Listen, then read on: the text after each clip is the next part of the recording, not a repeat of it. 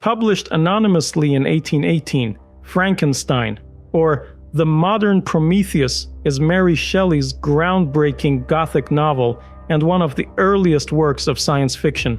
Written when Shelley was only 18 years old, the novel tells the story of Victor Frankenstein, a brilliant young scientist whose attempt to create life results in a tragedy that transforms both his own fate and that of everyone around him. Frankenstein remains one of the most influential novels in literary history because it explores timeless questions about scientific ambition, moral responsibility, and the consequences of human pride. Its themes have shaped generations of literature, film, and popular culture, while its central story continues to resonate in an age of rapid technological and scientific advancement. Shelley's literary style combines Gothic atmosphere with romantic philosophy, blending vivid natural landscapes, psychological depth, and philosophical reflection. Rather than focusing solely on horror, the novel examines the emotional and moral struggles of its characters, inviting readers to consider the responsibilities that accompany knowledge and creation. At its heart, Frankenstein explores themes of creation and responsibility, isolation and loneliness, the pursuit of forbidden knowledge, prejudice based on appearance, revenge, justice, and the search for identity. More than 2 centuries after its publication, it remains a profound meditation on what it means to be human and the ethical consequences of playing the role of creator. The story starts with Robert Walton, an ambitious English explorer, writing letters to his sister Margaret Saville while preparing for a dangerous voyage toward the North Pole. Walton dreams of achieving something extraordinary, whether by discovering a northern sea route, unlocking the mystery of magnetism, or simply becoming the first person to reach unknown regions. Yet beneath his confidence, he feels deeply alone. He longs for a friend who can understand both his intelligence and his hunger for glory. Walton's ship eventually becomes trapped in ice. While the crew waits in that frozen landscape, they see a huge figure driving a dog sled across the distance. The next day, they find another sled stranded on the ice, this one carrying a weakened and starving man. The stranger will not come aboard until he learns that Walton's ship is traveling north. Once rescued, he slowly recovers, and Walton grows attached to him. The man is Victor Frankenstein, and when he sees Walton chasing dangerous ambition, he decides to tell his own story as a warning. Victor begins with his childhood in Geneva. His father, Alphonse Frankenstein, marries Caroline Beaufort after helping her through poverty and grief, and Victor is born into a loving, respected family. Elizabeth Lavenza enters the household when Victor is still young, and she becomes his closest companion. Caroline hopes that Elizabeth and Victor will one day marry. Victor also forms a strong friendship with Henri Clerval, a warm and imaginative schoolmate who shares his early happiness. As Victor grows older, he becomes fascinated by the hidden forces of nature. He reads old writers on alchemy and natural philosophy, such as Agrippa, Paracelsus, and Albertus Magnus, and becomes convinced that nature may have secrets waiting to be mastered. Then he sees lightning destroy a tree, and modern explanations of electricity make his old studies seem foolish. Even so, the desire to uncover the deepest laws of life remains inside him. At 17, Victor leaves Geneva to study at the university in Ingolstadt. Just before his departure, his mother dies after nursing Elizabeth through scarlet fever. On her deathbed, Caroline asks Victor and Elizabeth to marry in the future. Victor travels to the university still grieving, and there he meets professors who redirect his interest toward modern science. M. Krempet dismisses his old studies as useless, while Miss Waldman's chemistry lecture inspires him to pursue scientific discovery with new intensity. Victor throws himself into his work. He isolates himself from family, friends, and ordinary life, studying anatomy, decay, and the mystery of what separates the living from the dead.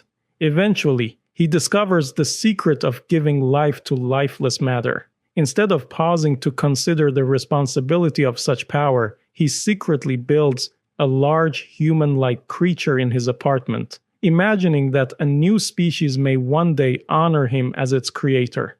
When Victor finally brings the creature to life on a stormy night, He is horrified by what he has made. The being's appearance fills him with disgust, and Victor abandons it almost immediately. He runs from the room, suffers nightmares, and later finds the creature standing beside his bed. Terrified, he flees into the streets of Ingolstadt. The next morning, he meets Henry Clerval, who has come to study at the university. Henry brings comfort from home, but Victor collapses into a long nervous illness, and Henry nurses him for months. After Victor recovers, he receives a letter from Elizabeth, who worries about his silence and tells him that Justine Moritz has returned to the Frankenstein household. Victor tries to resume a normal life with Henry, but anything connected to science now makes him sick with dread. He plans to return to Geneva, but before he can leave, a letter from his father brings devastating news. Victor's youngest brother, William, has been murdered.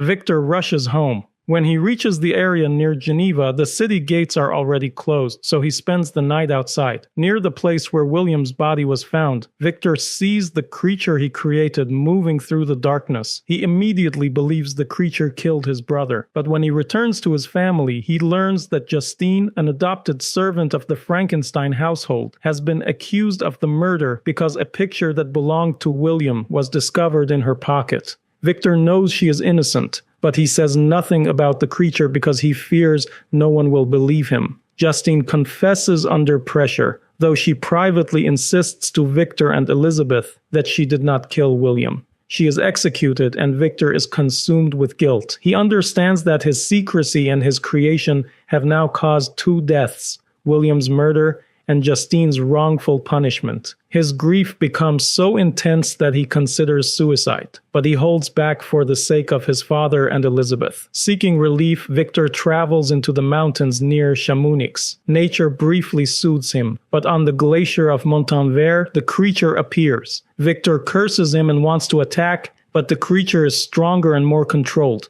He asks Victor to listen before judging him. In a hut beside a fire, the creature begins to tell the story of what happened after Victor abandoned him. The creature describes waking into confusion and pain, with no understanding of the world, his body, or his senses. He flees Victor's apartment and slowly learns about hunger, cold, light, darkness, and fire. When people see him, they respond with terror and violence, so he hides from humans. Eventually, he finds shelter in a small hovel beside a poor cottage, where he secretly watches the family inside, the blind old man de Lacy, his son Felix, and his daughter Agatha. At first, the creature steals food from the family, but when he realizes they are poor and suffering, he feels guilty and stops. Instead, he secretly helps them by gathering firewood at night. As he watches them, he learns their names, their habits, and eventually their language. He admires their tenderness toward one another, but their family life also makes his own isolation more painful. When he sees his reflection in water, he finally understands why people fear him. The household changes when Safi arrives. She is a young woman connected to Felix's past, and her presence brings joy back to the cottage. As Felix teaches Safi the language, the creature learns alongside her. Through their lessons and conversations, he learns about human history, society, love, justice, and family. The more he understands humanity, the more he suffers from knowing that he belongs nowhere.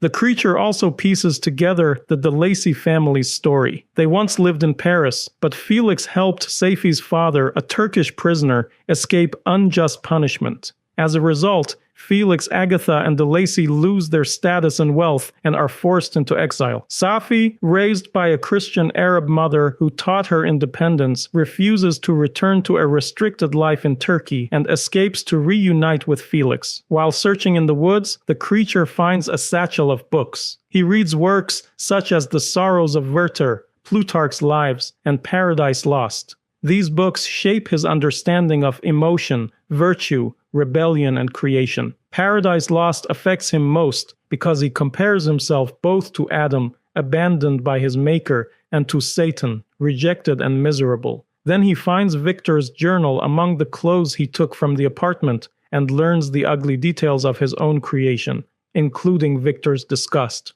Still hoping for companionship, the creature decides to reveal himself to the de Lacys. He waits until Felix, Agatha, and Safi are away, then speaks to the blind de Lacy, believing the old man may judge him by his words instead of his appearance. For a brief moment, he hopes he has found mercy, but the others return unexpectedly, and Felix attacks him in horror. The family leaves the cottage, and the creature's last hope of human acceptance collapses. After that rejection, the creature turns toward revenge. He travels toward Geneva, where he finds a young girl drowning and saves her, only to be shot by the man who assumes he attacked her. This final act of injustice hardens him further. Near Geneva, he meets William Frankenstein. When he learns the boy belongs to Victor's family, he strangles him. He then places Caroline Frankenstein's portrait in Justine's clothing, ensuring that she will be blamed. The creature tells Victor that his crimes grow out of loneliness and abandonment, and he demands that Victor create a female companion for him. Victor refuses at first, horrified by the idea of making another being like him. But the creature argues that Victor owes him happiness because Victor made him and abandoned him. He promises that if Victor creates a mate, the two creatures will disappear into the wilderness of South America and never trouble human beings again. Victor, moved by fear and a sense of responsibility, finally agrees. Victor delays the work because the promise fills him with dread. He knows he must travel to England for information, and his father notices his troubled state. Alphonse wonders whether Victor's upcoming marriage to Elizabeth is causing his sadness, but Victor insists that Elizabeth is his only comfort. He asks to travel before the wedding, and Alphonse agrees. Victor leaves with Henry Clerval, and the two journey through England and Scotland. As they travel, Victor grows impatient and anxious because he knows the creature is waiting. He eventually separates from Henry and goes alone to a remote island in the Orkneys. There, in a lonely hut, he begins constructing the female creature. But as he works, fear overtakes him. He imagines the new being refusing the first creature, or the two monsters having children and creating a race that could endanger humanity. One night, Victor sees the creature watching through the window. In a burst of horror and defiance, he destroys the unfinished female. The creature is furious. Victor has broken his promise and condemned him to permanent loneliness. Before leaving, the creature vows to be with Victor on his wedding night. Victor then gathers the remains of the second creature, rows out to sea, and throws them into the water. Exhausted, he falls asleep in the boat. When he wakes, the wind has carried him far from shore, but eventually he lands near a town in Ireland. There he is arrested as a murder suspect. Witnesses have found a body on the beach, and when Victor sees it, he discovers that the victim is Henry Clerval. The marks on Henry's neck reveal the creature's revenge. Victor collapses into convulsions and remains ill for 2 months. When Victor recovers, he is still in prison, though the magistrate, Mr. Kerwin, treats him kindly. Victor's father arrives from Geneva after hearing of Henry's death and his son's illness. Because the evidence against Victor is only circumstantial, he is eventually cleared and released. He and Alphonse begin the journey home.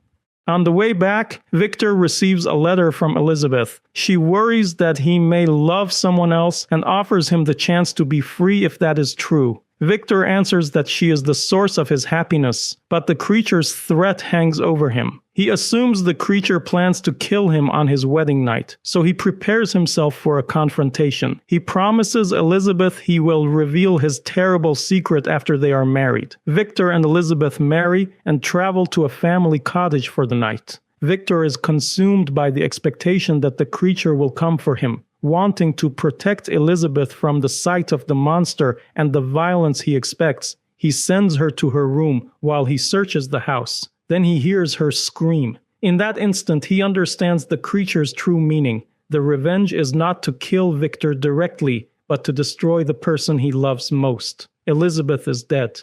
Victor returns home with the news, and the shock breaks his father. Alphonse dies a few days later. With his family destroyed, Victor finally tells a magistrate that a monstrous being is responsible, but the magistrate cannot believe such a story. Victor decides that his remaining purpose is to hunt the creature down and kill him. The pursuit carries Victor across long distances and into the frozen north. The creature leaves clues and messages, keeping Victor alive enough to continue the chase while also tormenting him. Eventually, Victor reaches the ice, where Walton's crew finds him. Near death, Victor tells Walton everything and begs him to continue the pursuit if Victor dies.